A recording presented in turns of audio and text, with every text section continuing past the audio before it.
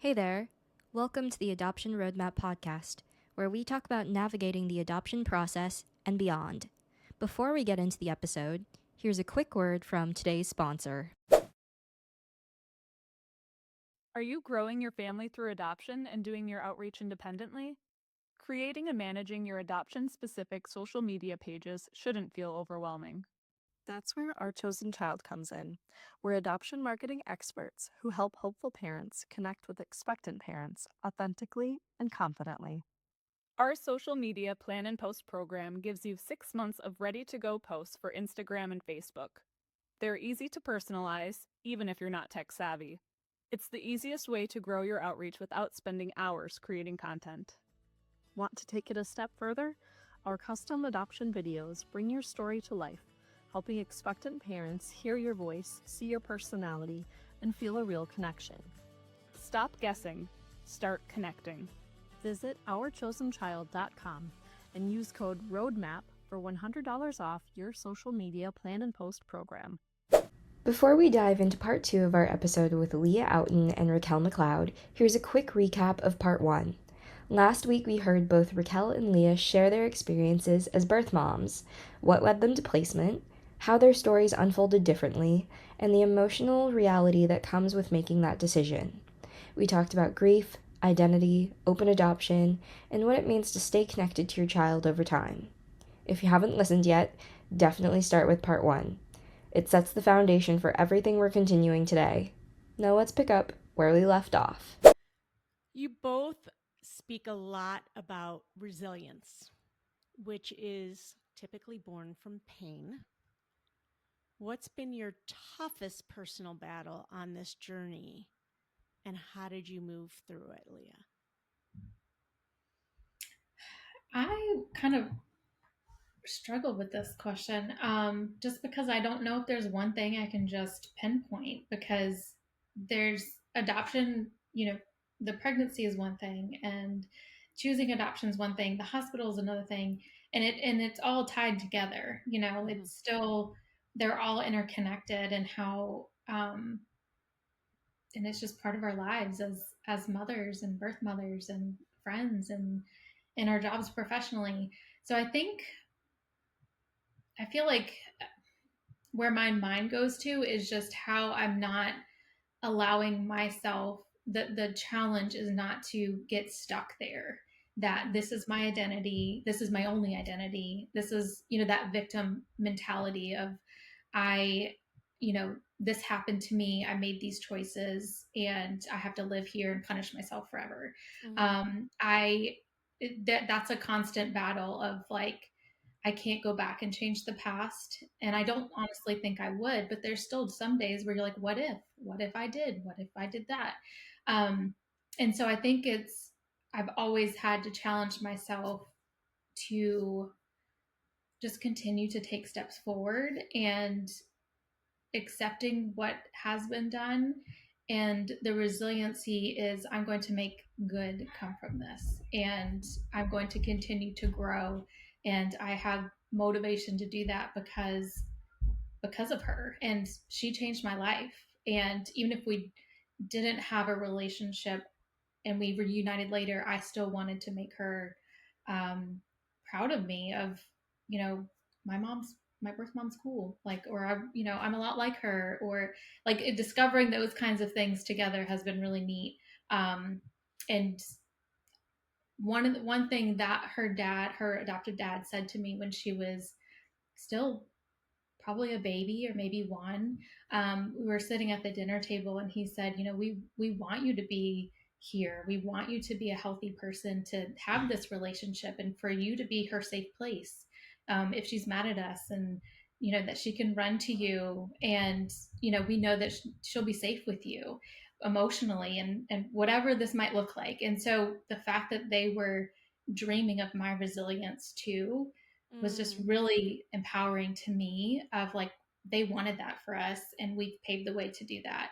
And so my hope in this journey is to help other birth moms to not be stuck in it either, because it can be so tempting to sit in the feelings all the time or to sit in the triggers. And it's not that it's bad to not feel and remember, like I do all those things too, but not staying there. And I think that's what resiliency really Yeah. points to is, okay, I can feel the things, but I can make, I can still see the good that has come out of it, or I can see how it's changed my life, or it grew me, or it's made way to make really awesome friendships, like with Raquel, or to build new things, or to write new things, um, and just finding just the gift that can come within that.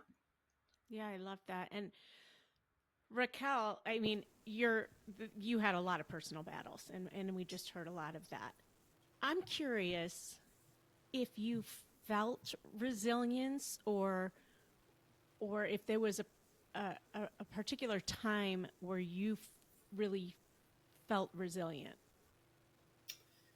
Um, I think I felt like it was just what was the alternative. Like Necessity. I I knew what it was like to survive, but I didn't Mhm. want to survive. I wanted to thrive. And there's a Mm. big difference because Yeah. we can live, you can exist either way, surviving or thriving, but they produce a different quality of life. When did you make that decision? Pretty early on because I watched my biological father struggle with addiction his entire life. Mm. Um, I heard through the grapevine that my biological mother was not doing any better. Um, I watched like kinship care. It wasn't odd to me that I was being raised by my grandparents because so many of my cousins were also being raised by Mm. grandparents. Like I saw the brokenness, I saw the heartbreak, I saw the repercussions of continuing cycles, and I didn't want that. Um, I didn't want it. If I wanted it, I wouldn't have ran away and emancipated myself. I wouldn't have worked so hard to finish high school. I wouldn't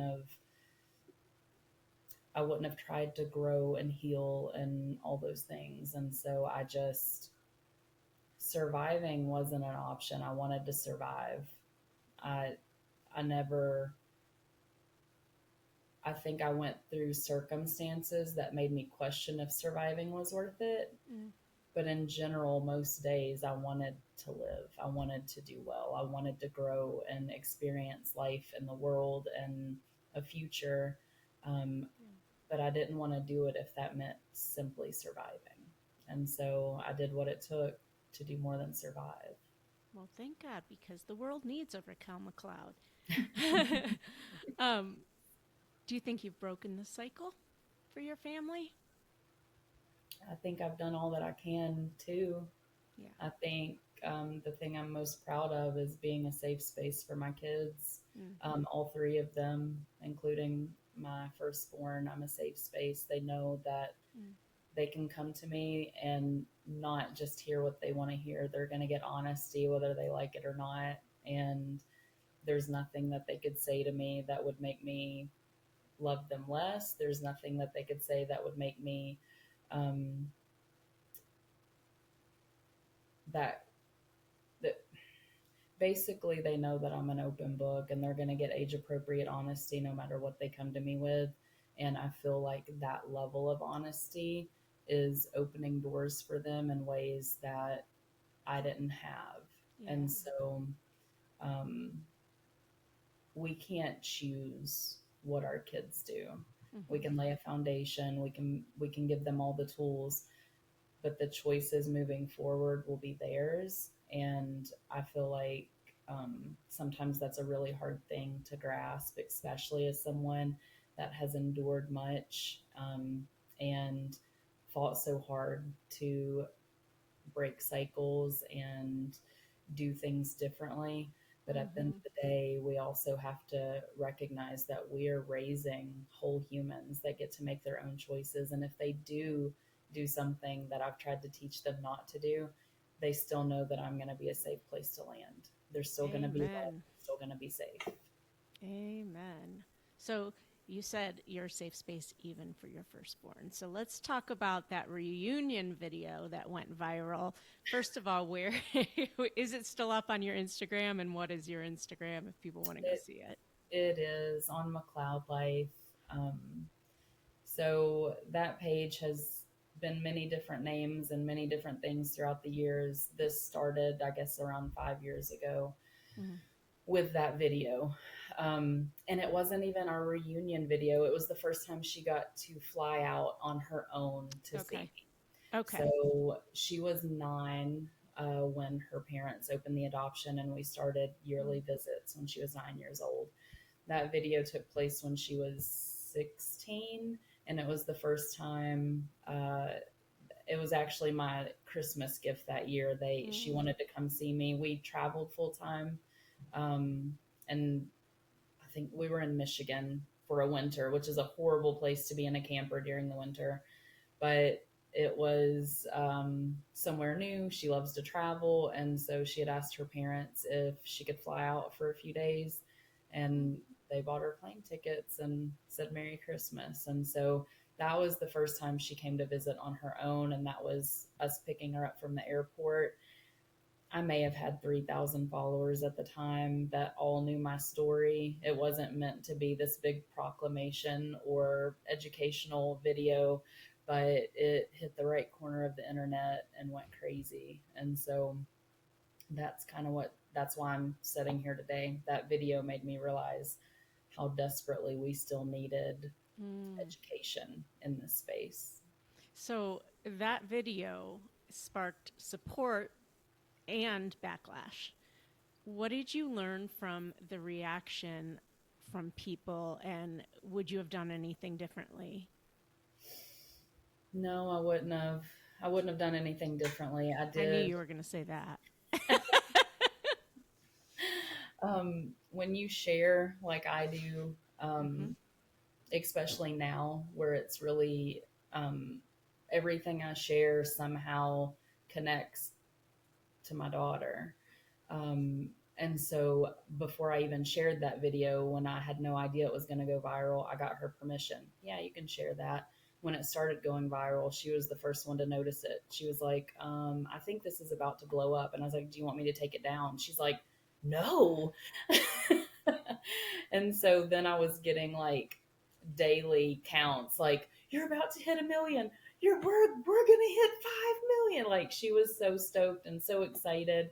And then when I decided to step into it intentionally and start educating, I have a lot of empathy for ignorant people. She gets very protective. So she did not like the comments as much as I was able to tolerate them. I think that was probably the hardest part. Like What were reminding, some of those negative oh comments? gosh, you don't even want to hear some of them. Um, Bring it on. a lot of a lot of you don't deserve to know her, you don't deserve to have kids, because the children I parent are also in the video because they're excited to see their big sister. It was a big surprise for them. And so um and again, traveled full time, and this was a little bit before it became a trendy influencer lifestyle. So then there was the you're poor and you should have your kids taken. I'm reporting you to CPS. And um, my personal favorite, you're fat and ugly, because they couldn't think of anything else to harp on me for. So then they just started critiquing me as a human. I don't know. How did But that affect you? I really feel like God prepared my heart for that, because a lot of the things that they were telling me, you don't deserve to have children, you don't deserve to know her. God prepared my heart for that. Like, I truly feel like I have stepped into my calling and He paved the way for it, because the things that people were saying, like, you don't deserve to have kids, you don't deserve to know her, those are things that had went through my own mind for years. Those are my own insecurities. Um, for a very long time, I felt like I didn't deserve to have children. I didn't deserve to be happy. I didn't deserve, like, yes, I wanted to thrive, but I didn't feel like I deserved it. And so much of what they were saying was pulling at insecurities I had battled for 16 years.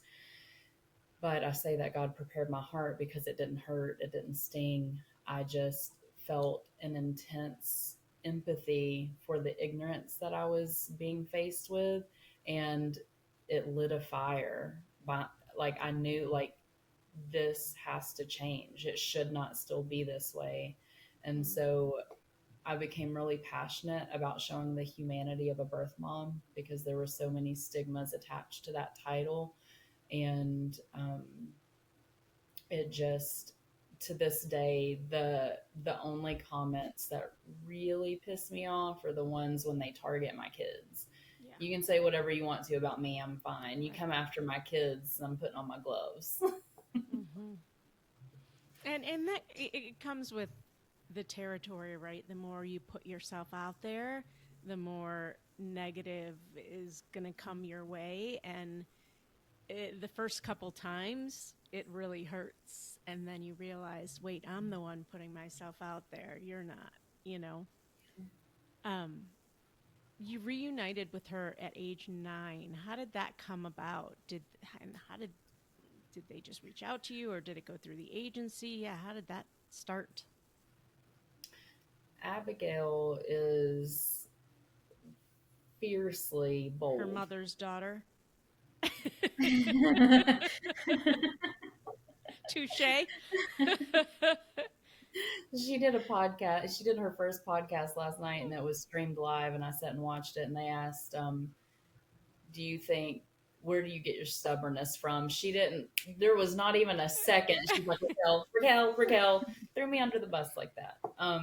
But yes, she's very stubborn and relentless in what she wants, and so she was telling them that she wanted to meet me, and so they just followed her lead. Thank God. I mean, 22 years ago when I made an adoption plan, open adoption was not widely discussed or accepted. And so they followed her lead. They reached out to the organization, or the, not organization, the agency. The agency reached out to me, and I can still remember where I was that day. It was like one of those hallmark moments where time stands still and you're like, this isn't happening. This isn't really happening, because I had been intentionally led to believe that legally I wasn't allowed to meet her unless she found me when she turned 18. Yeah. So that was my prayer, that when she turned 18, she would want to meet me. I want to inject something here about taking your child's lead. I don't agree with it or disagree with it. I think that there's spaces where you should always take your child's lead. And my question is, are there spaces where you should lead, right? And probably yes, as a parent, we know that. And I bring this up because I was very intentional when my son's birth father came into our life, which was later than his birth mother. And it was at a time where I could ask him if he wanted to meet somebody came into our life, they really want to meet you. Do you want to? And he was saying no. So he was old enough to be able to give an answer, and not old enough to know what no would mean now if we waited another 10 years or another 15 years. And my worry was, well, when he's a teenager, he might be totally over it, because I think men can do that. Men can compartmentalize way more than women, I think.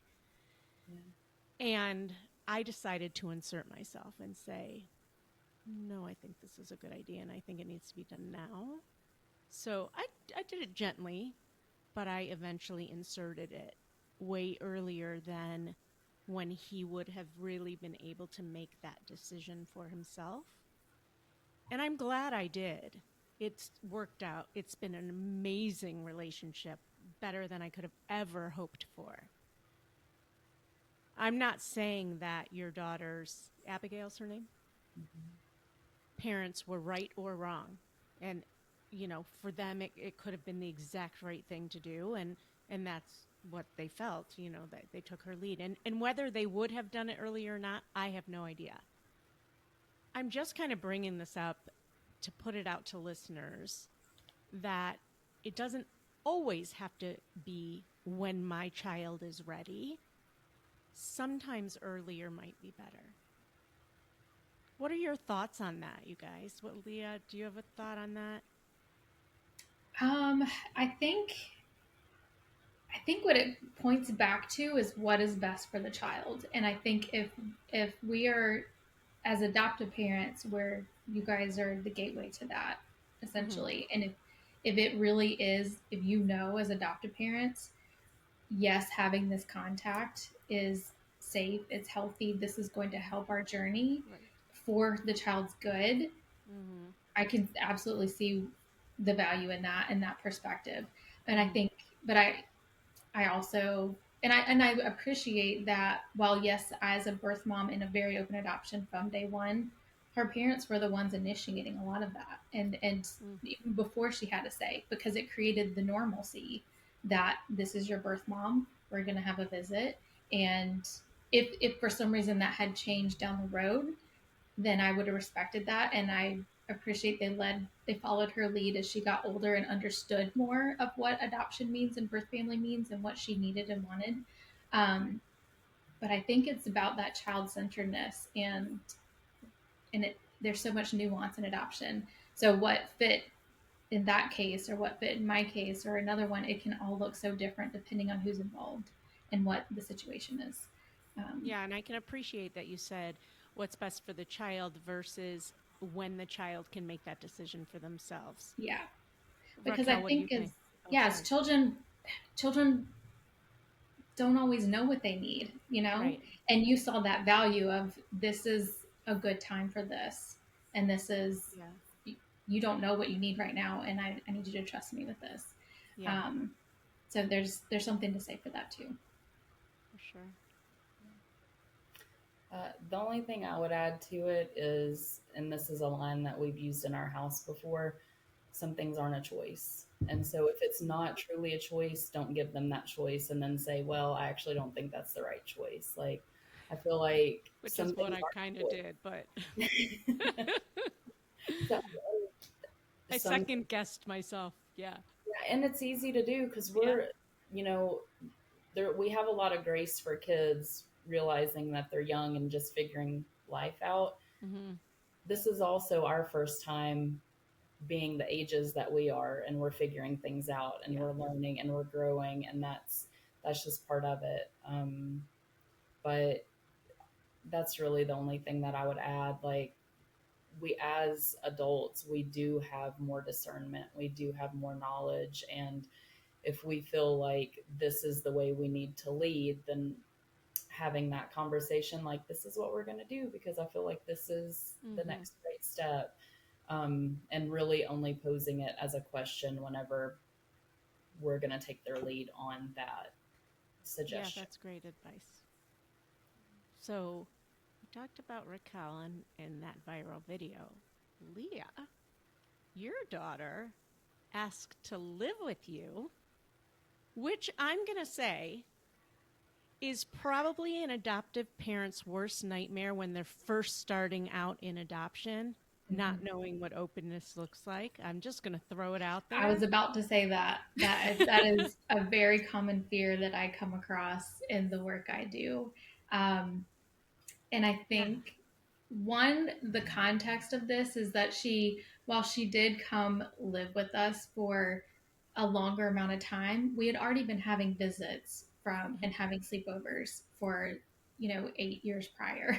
And so it just was an extended visit that instead of, one night or a week in the summer, it was, 2 or 3 months. And so but it was one of those things that we had already built this relationship. They knew I was a safe place. They knew our house. They knew our family.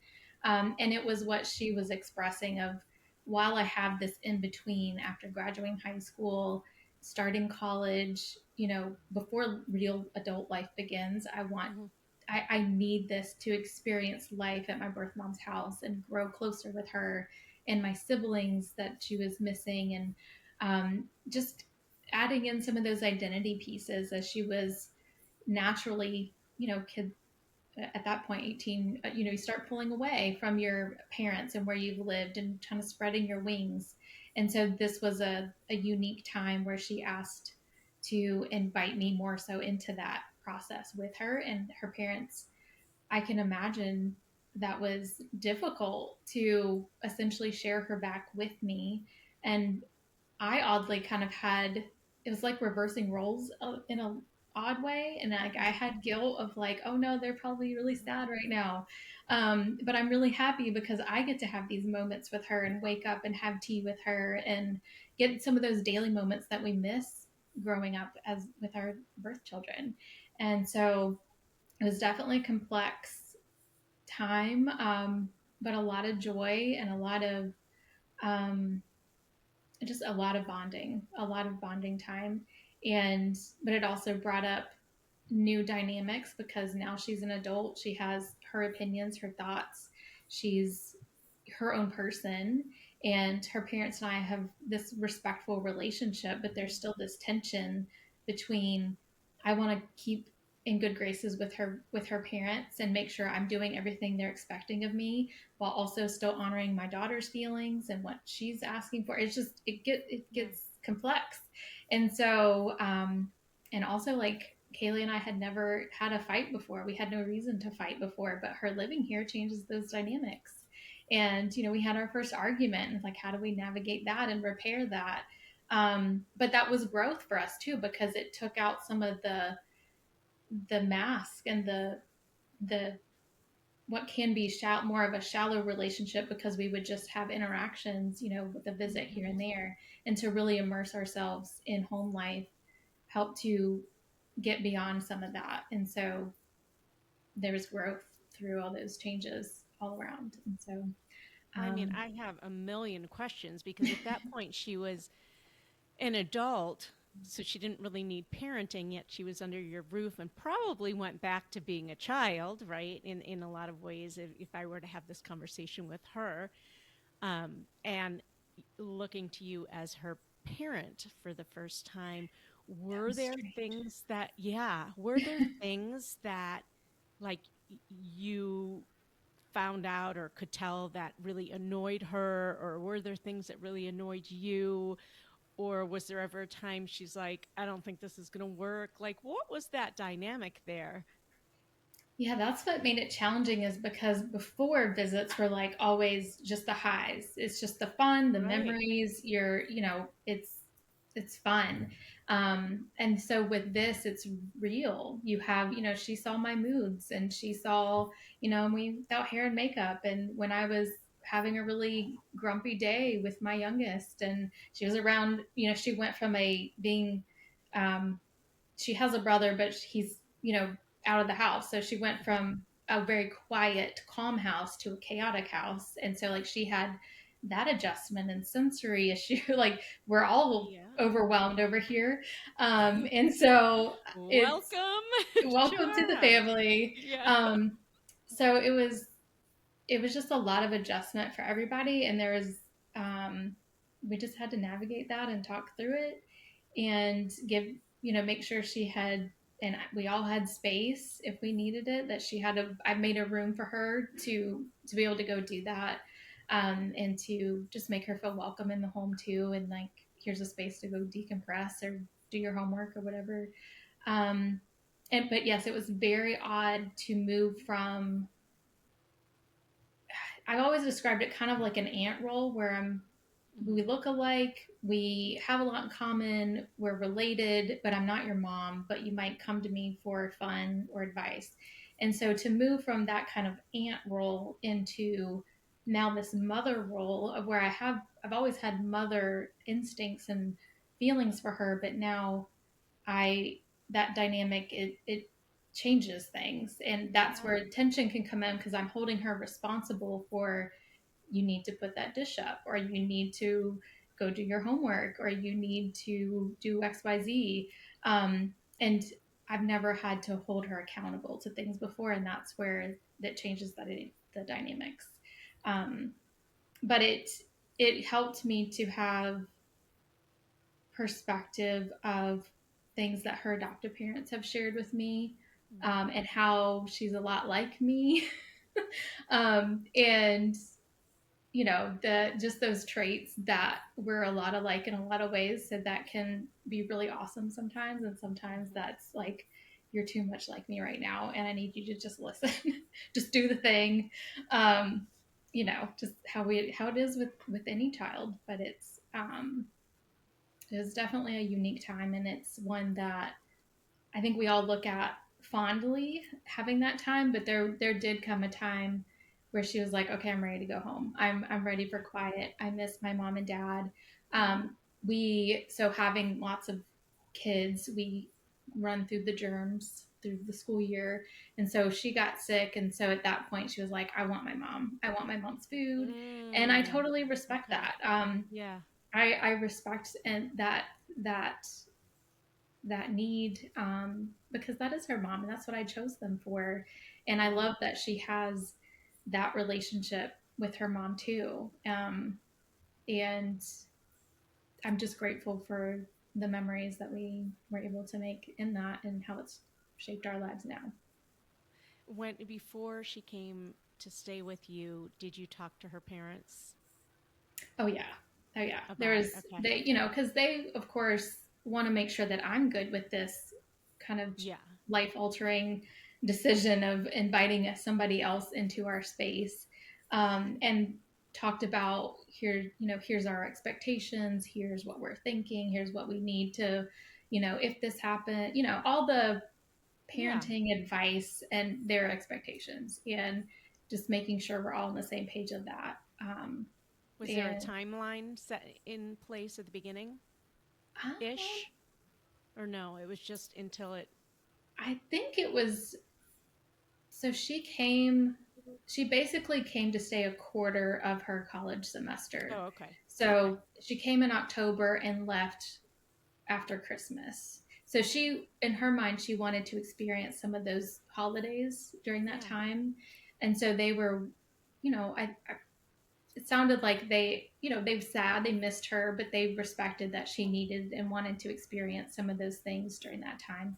But we agreed, I'm pretty sure we agreed that after Christmas um, was That's when a she could good come home. transition to start her new batch of college classes, which she had to be there in person for those, and so that kind of naturally was a good transition back to home. And have the relationships between you and her and you and the parents changed at all, either better, worse, kind of stayed, went back to the same? I would Kaylee and I definitely are closer, and Okay. I think all the kids feel closer to her too.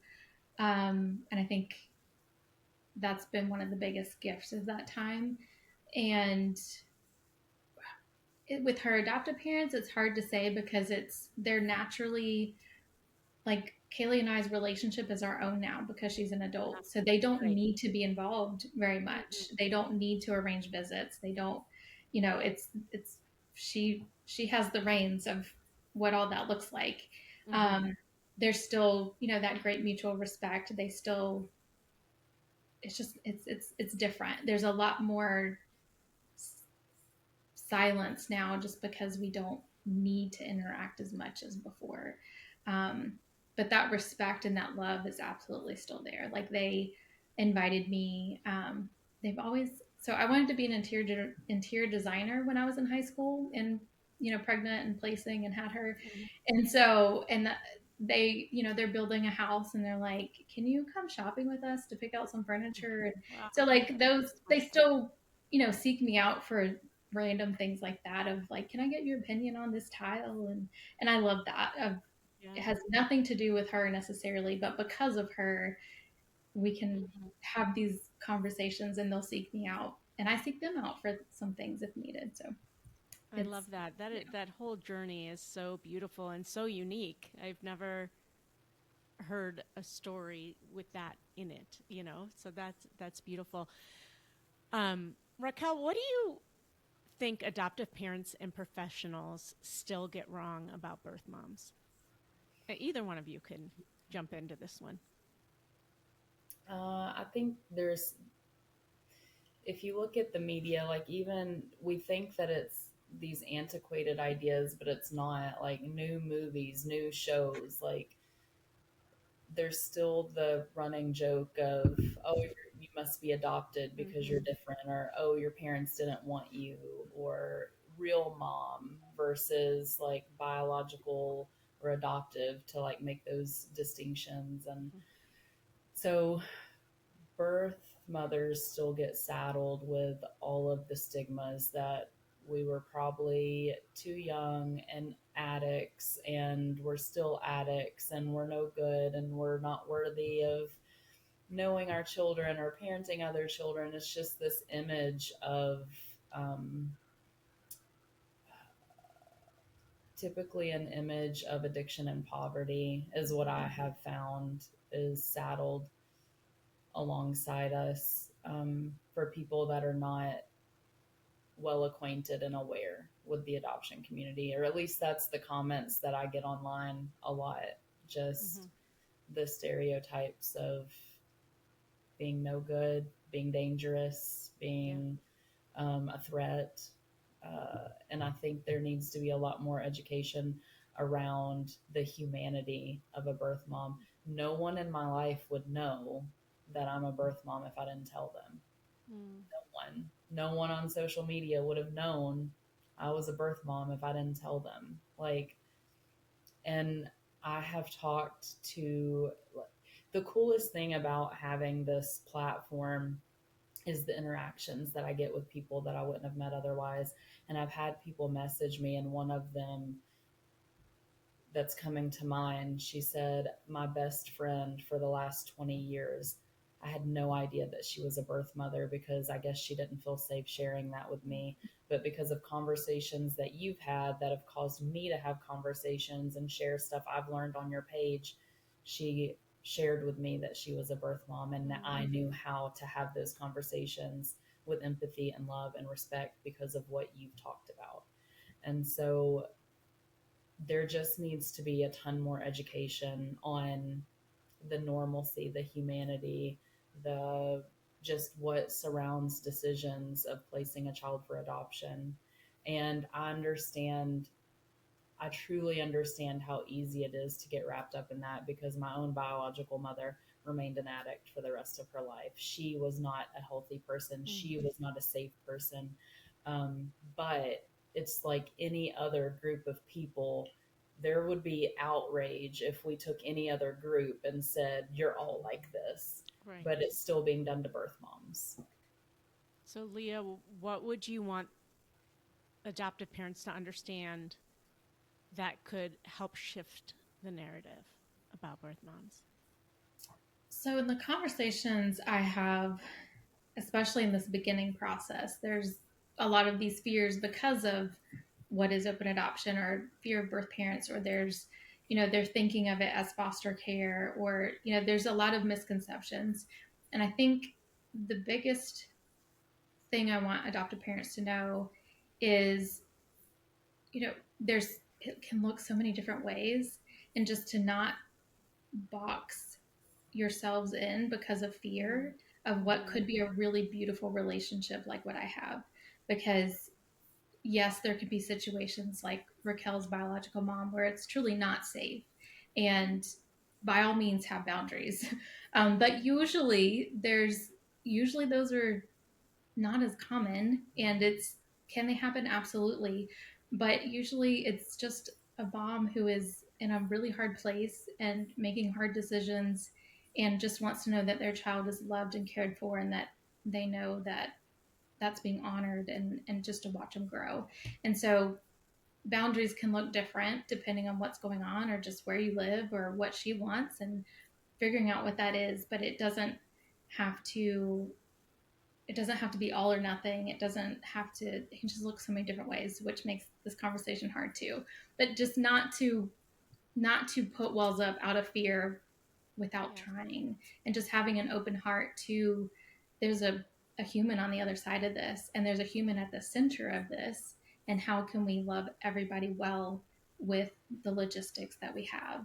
And I have friends that are adoptive parents that their child's birth mom is on drugs and out of rehab, but they still have this beautiful just love and respect for one another, that when and if birth mom is able to be involved, the adoptive mom is there and she's like, I'm here for you, and here's an update. And just that openness, that heart posture is the biggest thing. And that's where education comes in, and hearing the stories of what it can look like through different obstacles and situations. And how many of us can say we're the same person we were 10 years ago, right? So many, Right. we There's change. flexibility. Mm-hmm. Yeah. Yeah. Raquel, you work a lot with trauma. A lot of your work centers on trauma. So, what advice would you give to adoptive or kinship or foster families who want to support their kids without unintentionally adding more trauma, more harm to them? Open and honest communication. Mm-hmm. I That's always my big go-to. There's got to be age-appropriate honesty. I think a lot of harm is done in silence. So it's not even always what we're saying, it's what we're not saying. Mm-hmm. And so there's no reason that I should have been 13 years old before I learned what my biological mother's name was. That should have been a welcomed conversation. There's no reason that I should have been left with a lot of question marks that I had, and a lot of things could have been avoided.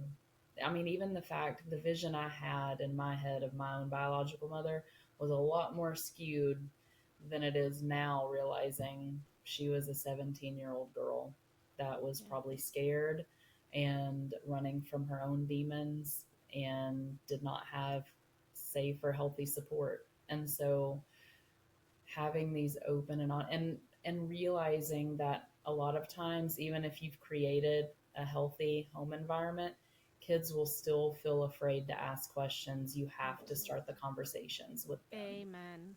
For the people in the back of the room, Yeah. listen. Can you just say that again, please? Because I say it all the time. Say it again.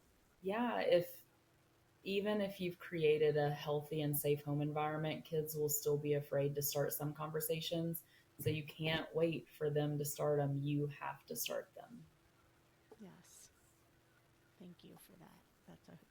That's great advice. Leah, what made you decide to write your book the 16th year, and what's something surprising that came out of you sharing your truth? Speaking of being truthful and honest and open. Well, I wanted to write it because I have kind of this unique story that a lot of people haven't heard in the adoption community. And I just, for the last, I published it or wrote it when she was 18. And so I felt like it was the right time, having walked through an entire childhood in a fully open adoption. And I was getting so many questions of, what does this look like? How do we do this? What was impactful? How can we love birth parents well? And so my story speaks to a lot of that, of how I was loved well through her family, but also through my support system. Mm-hmm. And working in adoption, there's only so much I can share in a few minutes of a phone call or in a post. And so it was just a long form to be able to get more details in. But also, it was just for me to kind of work through and reminisce and to go back in time, and for her to have her story. I mean, how many people would love to know your origin story? And it's, ultimately for her to know all those details about her life, even when I'm gone, and my children too, and just a legacy. I love that. And Raquel, you wrote children's books. Can you tell us the names of the book, and also why choose children's literature as your medium for advocacy? So the first book was Tell Me My Story, What Does Adopted Mean? And then we went into some ABCs. So there's two ABC books, the ABCs of adoption, and then there's a second one, the ABCs of foster and kinship care. And then there's two others. One, Why Do You Live With Your Grandparents? And How Does Adoption Impact Siblings? And that one is really the reason that I decided to start writing children's books because, as unprepared as I was for how adoption would impact me for the rest of my life, because, the thing they love to tell you is you'll get over it, you'll move on. That's not true. It's a lie. But I certainly was not prepared for how it was going to impact my future children's lives. So it's been a really difficult journey watching them love their sister so much and not understand why she doesn't get to live with us. Yeah. Like, because of choices I made, they're dealing with grief. And there was not a lot of children's literature that I felt, especially from this perspective, like Yeah. for subsequent children of birth mothers, there's nothing out there walking them through it and making them feel seen. And it is, there's the adoption triad, but I think we're all aware at this point is way bigger than a triad. It is not just impacting the adoptee, the birth mom, and the adoptive parents. It goes deep into the vortex of that triangle, right? It does. I mean, it's more of a root system, and so as a mom, again, I can endure a lot. I know that I can endure a lot. I have endured a lot. I don't want my kids to suffer in a lot of the ways that I've had to suffer, and to see this pain point for them with nothing that felt relatable. I was like, well, if it's not out there, I'll make it. We'll put it out there. Love that. I think everybody should do that. If it's not there and you're needing it and you're seeing a need, do it. Do it, do it, do it. Two beautiful women with a commonality between them, but couldn't be more different from their stories, come together and create this shared vision that culminates into what you're calling the Ampersand Initiative. Tell us more about that.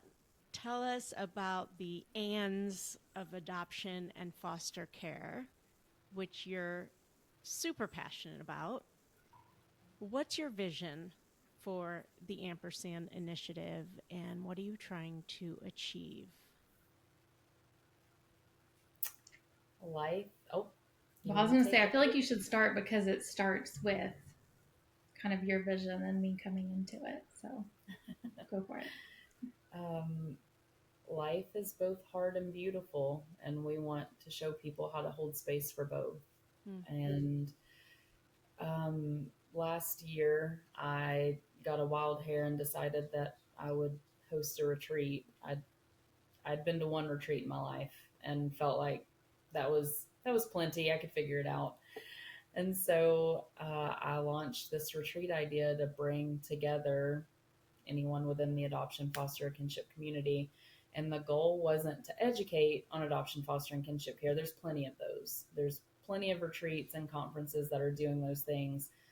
The thing that I wanted to teach people was how to build resilience, because building that resilience is how we thrive instead of survive.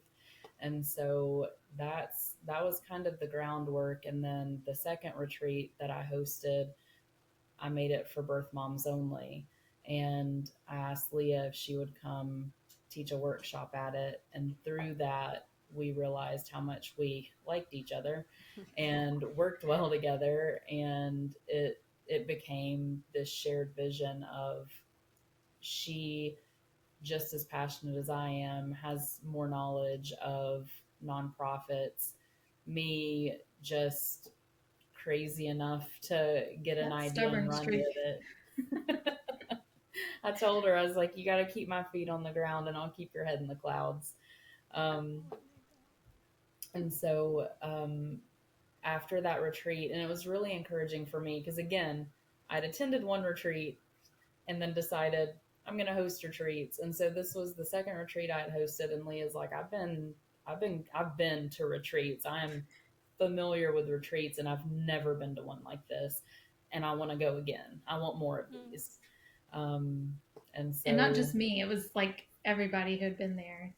It was just so profound and intimate, and just so powerful of, and you could literally see in people's demeanors of how their lives are being changed. It makes me want to cry.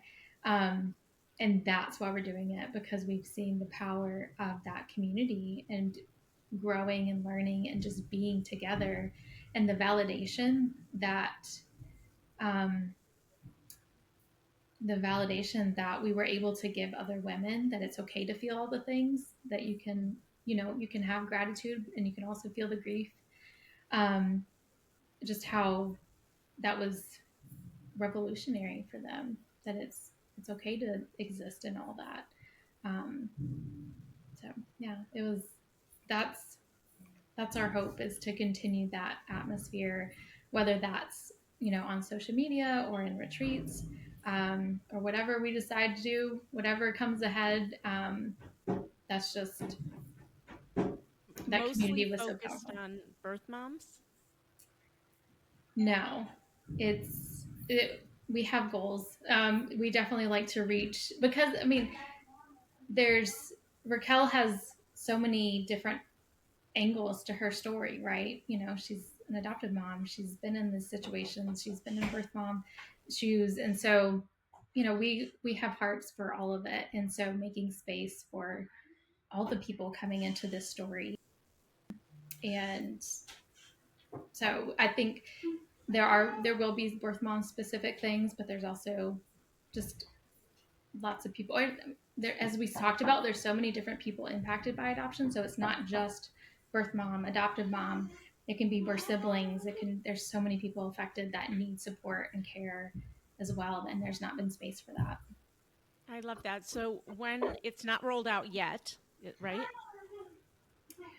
We have a website, and we Okay. are officially going through the process of the 501c3. So we're just Awesome. kind of waiting for that official stamp of approval, but we're slowly rolling out things. I will link that in the show notes. I hear some kids getting rambunctious in the background. So I'm going to end with a really quick fire round. Just what the first thing that comes to your minds quickly. Raquel, give a shout out to one person or organization that's influenced your adoption journey or the work you're doing in adoption. Uh, And it can't be Leah. That's oh, cheating. can Leah go first? Yeah, Leah. Okay, repeat the question. Give a shout out to a person or organization that's influenced your adoption journey or the work you're doing in adoption. My mind goes to Birth Mom Buds, which doesn't exist anymore, but the people Okay. do. But that was the retreats that really just brought that community together. That, from a very early time, I was face to face with other birth moms and people who understand, and learned from them, and learned how do we be a birth mom in these situations, and um, make the best of life. And so those women and that set apart time each year was really helpful and changed my walk of adoption. Love it. Raquel, did anybody come to mind or any organization? Really lame. See, I'm not great at There's no networking. lame. There's no lame. It could be anyone.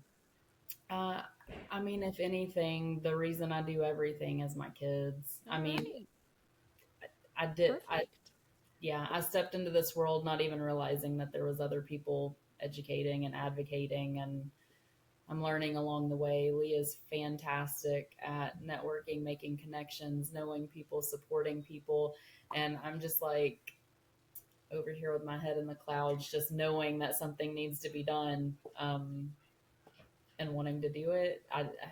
And I also struggle with, I don't ever want to feel like I'm terrified of copying someone. So I'm Mm. afraid, like, if I'm consuming too much, then I'm just going to become a copy paste. And so I've spent a lot of this career just doing my own thing and wanting to create something different. Well, let's stick with you. What's one piece of advice you'd like to share with adoptive parents or hopeful adoptive parents? Mm, I think my best advice is be interested in creating a relationship with us, not just for the sake of the child involved, and they should be the priority.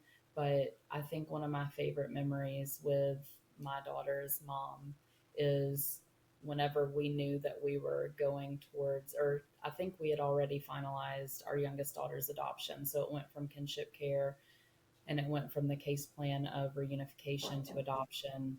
We had finalized the adoption. She was getting older. I knew she was going to have more questions.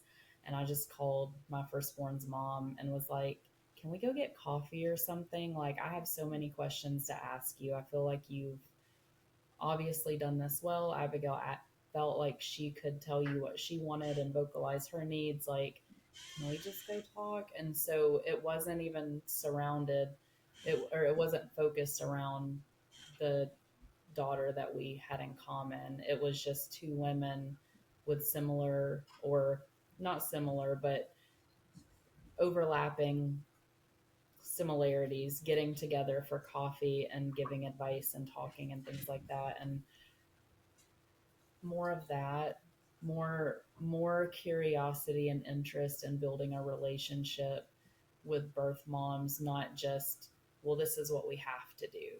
We just shallow enough connection so it's not super awkward. Like, I just think it would be really beautiful, and adoption would look so different for the children if biological and adoptive parents involved were truly genuinely interested in loving each other like you would love a friend.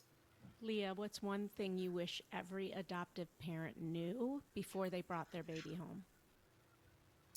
Well, what came to mind kind of piggy's back off of Raquel, of just creating a friendship and that curiosity and the humanity of each other.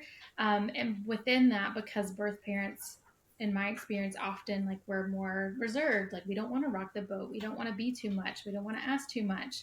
We never want to be the reason that this adoption closes. And so we can withhold ourselves from the relationship. And so my advice is to adoptive parents to be intentional, to ask the questions, invite her in, helping her to feel like it's safe to have a conversation, as Raquel's talking about, and just being intentional about how can I get to know her more? How can I show that I care for her? You know, her birthday's coming up. Let me send her a text. Or it can be so simple. But I loved that her parents through the years would, send me a text randomly or call me randomly, like, hey, she looked just like you today and I had to tell you and it just made me think of you. Or she laughed just like you today. Just like that, I was coming across their mind, and they were intentional about letting me know that, and they were intentional about getting to know who I was, and setting time and just capturing moments for me that I wasn't a part of, and making sure I felt included through that intentionality. I love it. Leah, describe adoption in 3 words. Complex. I